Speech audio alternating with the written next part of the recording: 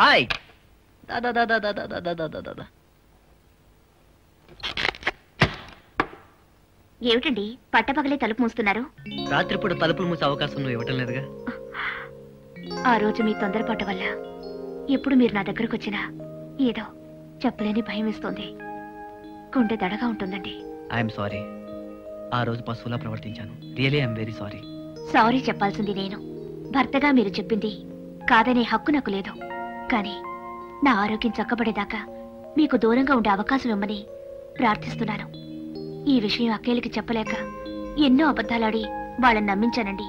నాకు గొప్ప శిక్షే వేశావు. బాధపడుతున్నారా? బాధే మరి. భార్య దగ్గరికి రాకపోతే భర్తకు విరహ బాధే.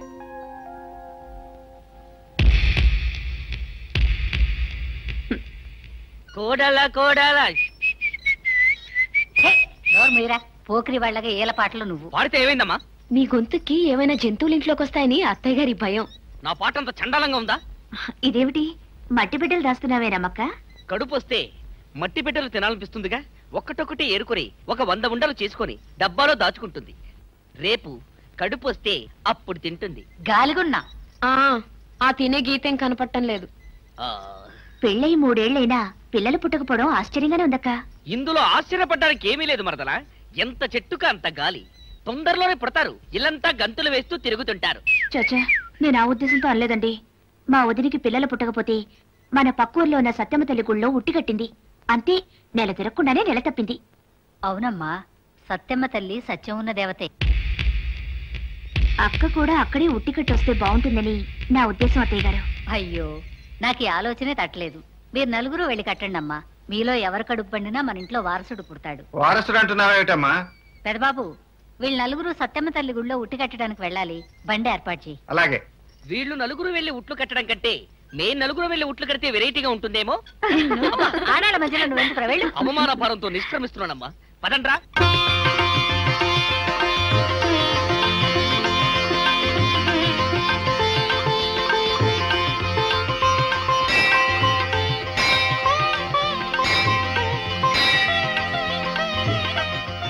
వెళ్ళి సత్యమ్మ తల్లిని తలుచుకుని ఉట్టి కట్టిరండమ్మా.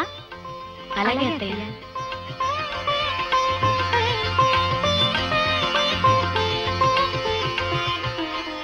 ఏమ్మా, నువ్వు అన్నపూర్ణ కోడలివా? అవును.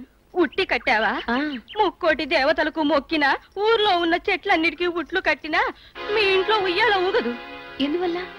నాగదోషం ఉంటే నలుసైనా పుట్టదు. నాగదోషమా? అవును, మీ ఇంటికి నాగదోషం ఉంది. పిల్లలతో ఉన్న పాము పుట్టను తవ్వించి మీరుంటున్న ఇంటికి కొత్త కొత్త గదులు కట్టించారు మీ బావగారు. అది నాగభూమి. ఆ ఇంట్లో ఎన్నాళ్ళు కాపురం చేసినా నీ కడుపున ఒక్క కాయ కూడా కాయదు. చాలే, పెద్ద తెలుసున్నట్టు చెప్తున్నావు. పడగొట్టింది పావుల పుట్ట కాదు, చీమల పుట్ట. పావుల పుట్టే. రమా,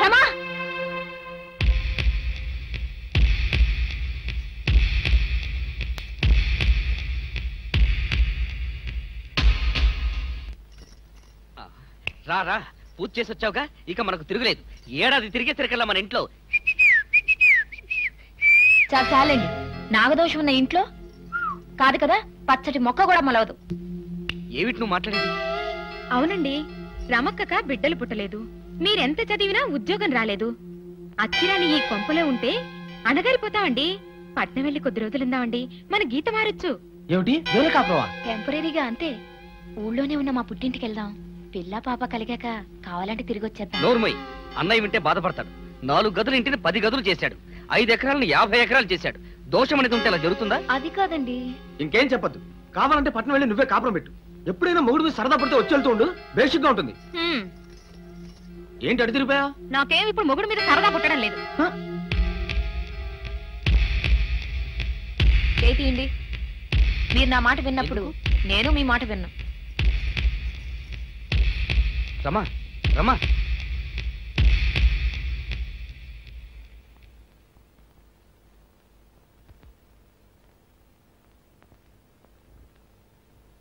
విషబీజాలు మొలకెత్తడానికి నా తమ్ముళ్ళ మట్టి బుర్రలు కావు. పొద్దుపోయింది, వెళ్ళి విశ్రాంతి తీసుకో. ఎంత సారవంతమైన భూమైనా బీజం వేసాక మొలకెత్తడానికి కొంచెం టైం పడుతుంది బావగారు.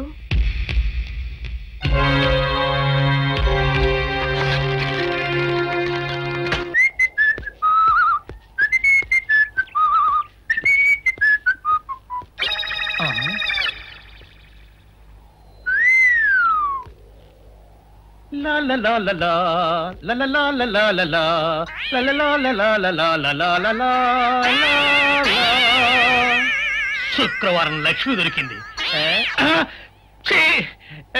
పోలీసు వాళ్ళు మనకి సిగ్గేంటి, ఏమైనా తీసుకోవాలి. సత్యం ఎస్ఐ గారు ఇటు వస్తున్నారేంటి? అడుగు వస్తున్నాడు ఉల్లిపాయగాడు. ఇవాళ వాడి దురద నా సరదా రెండు తినాలి. దా దా ఉల్లిపాయ, ఇవాళ నీ సంగతి అటో ఇటో తేలిపోవాలా.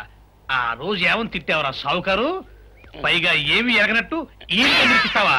అయ్యి బాబు, నేను తిట్టేటువంటి బాబు, నన్ను వదిలిపెట్టండి. నేను హీరోయినేనండి. ఆ రోజు కూడా నన్ను ఎట్టే సాగుకుని అనుకుని సితకబాదారు. ఆ డబ్బులు ఇంకా మానలేదు. దాటేస్తారంటండి. తింటాడు బాబు. నువ్వు ఏరయ్యవైతే నీకు ఈ సిల్క్ చొక్క ఎందుకురా? బుద్ధి కట్టి తినేసుకున్నాను. అలాగా చెప్పావు కాబట్టి సరిపోయింది, లేకపోతే పంబ రేగిపోయేది. పో. ఏమంటా కనపడప్పుడే కొట్టడం బాగోలేదండి. ఈ ఎస్ఐ సన్యాసరావుతోనా? ఆ వచ్చేవాడు తప్పకుండా షౌకరి. ఇవాళ ఈ లాఠీ అయినా ఎరగాలి, వాడి నడ్డే ఎరగాలి, అంతే.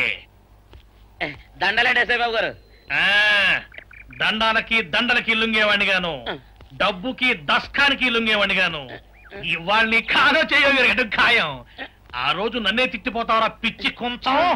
నేను మిమ్మల్ని తిట్టండి. ఇతనే ఆ రోజు నన్ను సితకబాదారు. మళ్ళీ నేను ఎప్పుడు తిట్టాను మిమ్మల్ని? అంటే నువ్వు ఏరైనంటావు. అవునండి. నన్ను నమ్మమంటావు. ఎస్ఐ సన్యాసరావుని ఇప్పుడే వెళ్ళాడు ఏరయ్య. మళ్ళీ నువ్వు ఏరైనంటే నమ్మడానికి నేను వెర్రి పినుగును అనుకున్నావా? రే, పోలీసు చోటుతో పెట్టుకుంటే పొడి పొడి పొడి పొడి అయిపోతావు, కంది పొడి అవుతావు, కాఫీ పొడి అయిపోతావు, పెసర పొడి అయిపోతావు, పొడి పొడి పొడి. నువ్వు ఏరైవా? అవునండి. మరి వాడు సావుకారు. సావుకారా? అసలు మీరిద్దరు ఒకే రకంగా ఎందుకున్నారా? నన్ను కన్ఫ్యూజ్ చేయడాక, నన్ను కన్ఫ్యూజ్ చేయడాక, నన్ను కన్ఫ్యూజ్ చేయడాక. అసలు వీళ్ళిద్దరూ ఒకే రకంగా ఎందుకున్నారబ్బా?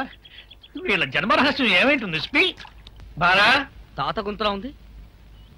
బాలా బా, మా బాలెక్కడమ్మా? అత్తయ్య బాలక్క ఇప్పుడే గుడికి వెళ్ళారు. ఇప్పుడే వెళ్ళారా? మన తోటలో కాల్చిన అరటిగల ఇద్దామని తెచ్చారు. మన తోట ఇంకా కాపుకు రాలేదే. అది కాదమ్మా, ఈ మధ్య నేను మా బాలమ్మ పేర 1 ఎకరం అరటి తోట కొన్నాను. అందులో కాల్చిన మొదటి గలిది. అక్కడ పెడతాను, మళ్ళీ వస్తా బాబు. అలాగేనండి. తమ్ముడు, 2 పూటలా తిండి కోసం ఎత్తుకునే ఆ ముసలాడికి 1 ఎకరం అరటి తోట కొనుక్కునే డబ్బు ఎలా వచ్చిందంటావు? ముసలాయన దగ్గర డబ్బు లేకపోతే డబ్బున్న వాళ్ళు ఎవరైనా రహస్యంగా సాయం చేసి ఉండొచ్చుగా. రహస్యంగా ఎవరు చేస్తారు? ఆ పొలం కొంటే ఎవరికి లాభమో వాళ్ళు చేస్తారు. అంటే నీ ఉద్దేశం అన్నయ్య తాతకి డబ్బిచ్చుంటాడా? ఇస్తే ఇచ్చుండొచ్చు. ఆయన భార్య గురించి ఆయన జాగ్రత్త పడితే తప్పే ఉంది. అంతా మీలాగే ఉంటారా? మొత్తం కుటుంబ క్షేమం కోసం ఆలోచించే అన్నయ్య తన భార్య క్షేమం కోసం పొలం కొన్నాడంటే నేను నమ్మను. గోడకు కొట్టిన సున్నంలా కనపడుతుంటే నమ్మకపోతే ఏమనుకోవాలి? మన కర్మ అనుకోవాలి. అసలు ఈ చర్చ ఎందుకు? అన్నయ్యని అడిగితే పోలా? వద్దండి, తను చేసిన పని మీదాకా వచ్చింది. మీరు అనుమానిస్తున్నారని మీ అన్నయ్య గారికి తెలిస్తే బాధపడతారు. అడగద్దు. విద్య చెప్పింది కరెక్ట్. ఎవ్వరు తొందరపడకండి. నువ్వు వాడు. బాలా, ఏంటత్తయ్య? ఇది రామం వాళ్ళ అమ్మ నెక్లెస్. రామం భార్యకి ఇవ్వాలనే ఉద్దేశంతోనే దాచిపెట్టాను. పెట్టుకోమ్మా. మీ చేత మీరే పెట్టండి అత్తయ్య. అక్క, ఇలా రండి. ఏమిటి? బాగుంది. మీ అత్తగారికి దండం పెట్టుకుంది కాని పదమ్మా. చూసారా చూసారా, మనం ఎంత చేసినా ఆవిడికి ఆ కోడలన్నా కొడుకన్నా ప్రాణం. మన బంగారం మంచిది కాకపోయిన తర్వాత కంసాలను అనాల్సిన పనే ఉంది. తప్పు మన మగాళ్ళది. ఏమిటి చూస్తున్నారు? మీ చేతకనితనాన్ని. మీరు నోరు విప్పకుండా ఊరుకుంటే ఈ ఇంట్లో ఏవైనా జరుగుతుంది.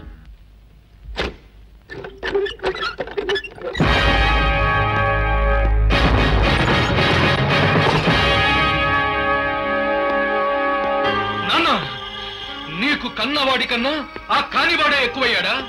నిన్ను నన్ను 10 మందిలో అవమానించిన కుటుంబానికి నా చెల్లెల్నిచ్చి పెళ్లి చేస్తావా?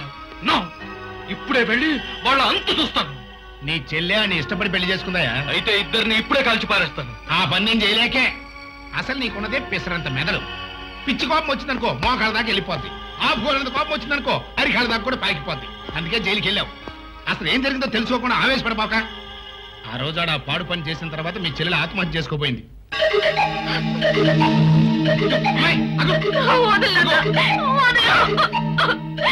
నన్ను చావలే నాన్న. సంతోషించాలి.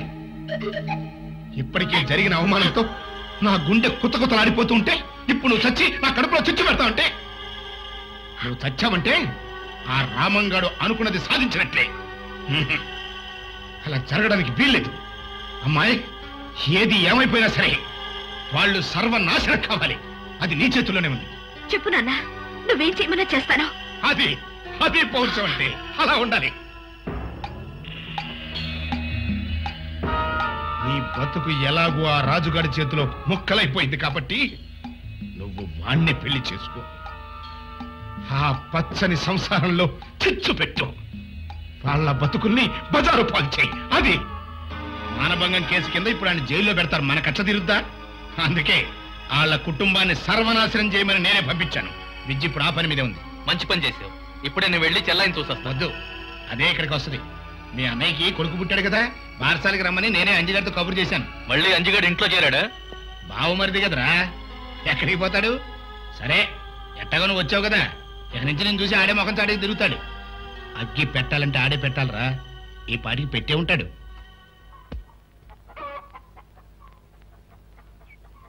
రా బాబాయ్ రా. అంజిబాబు కాళ్ళకు నీళ్ళు ఇవ్వండమ్మా. ఇవి ఇక్కడ నిలబడి కాళ్ళు కావులే, కడిగే అవసరం లేదు. ఏమిటిలా వచ్చావు? నువ్వు మమ్మల్ని మర్చిపోయినా మాకు రాక తప్పుతుందా?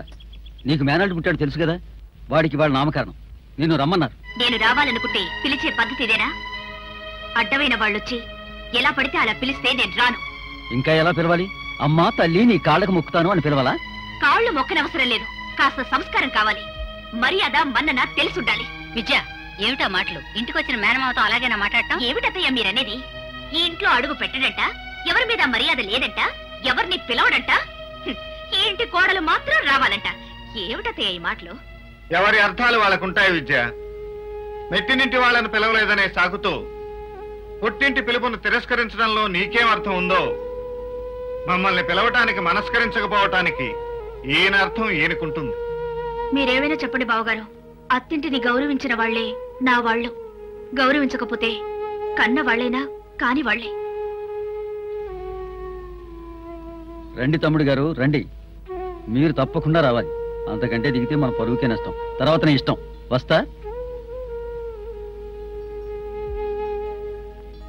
నిజంగా విద్య మన ఇంటి కోడలు కావడం మన అదృష్టం బాబు. అవునమ్మా, ఆ అదృష్టంతో నువ్వు తరించావు, మన ఇల్లు తరిస్తుంది.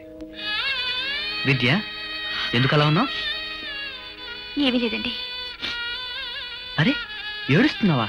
ఏమైందని? ఏమీ కాలేదు. మా వదిన గుర్తొచ్చింది. తల్లి లేని నన్ను తల్లే పెంచింది. అలాంటిది ఇంతకాలానికి ఆమె తల్లి అయితే నేను వెళ్ళి చూడలేకపోతున్నాను.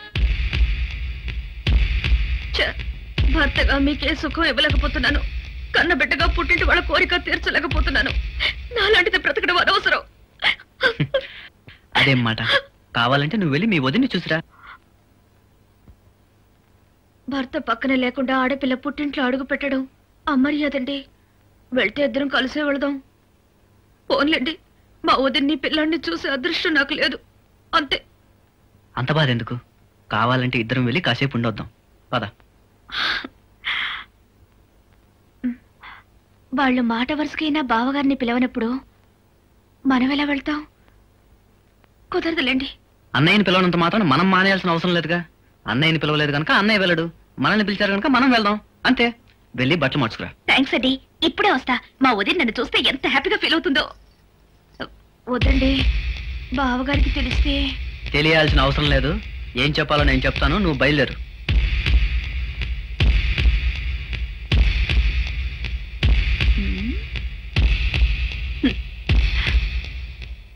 అమ్మా, ఏరా? నేను విద్య గుడికెళ్ళి వస్తాం. అలాగే వెళ్ళొస్తాం అత్తయ్య. మంచిదమ్మా. అన్నయ్య, మేము గుడికెళ్ళి వస్తాం. అలాగే వెళ్ళండి. వస్తాం బావగారు. మంచిదమ్మా. అయ్యో, చెప్పులు మర్చిపోయారండి, వేసుకొస్తాను. త్వరగా రా.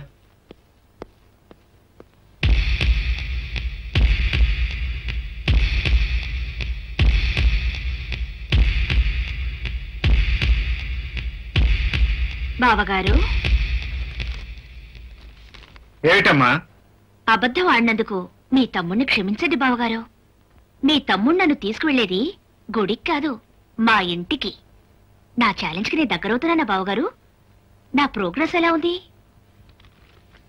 ఏమిటి అలా చూస్తున్నారు? మాట్లాడండి.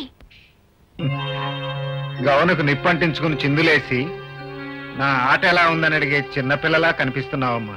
నిప్పు నాకు పెట్టుకునేంత పిచ్చిదాన్ని కాదు. ఎక్కడ పెట్టాలో అక్కడ పెడతాను. ఎక్కడ పెట్టినా ఆ నిప్పు నీకే అంటుకుంటుందని ఆలస్యంగా తెలుసుకుంటావు. వెళ్ళిరా.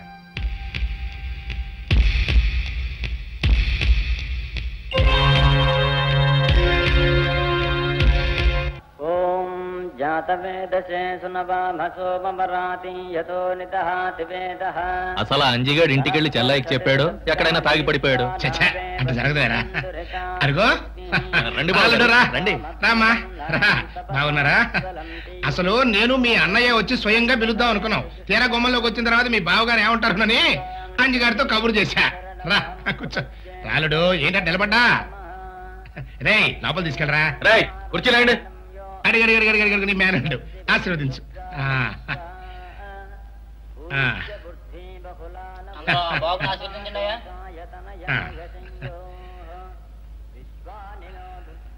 సో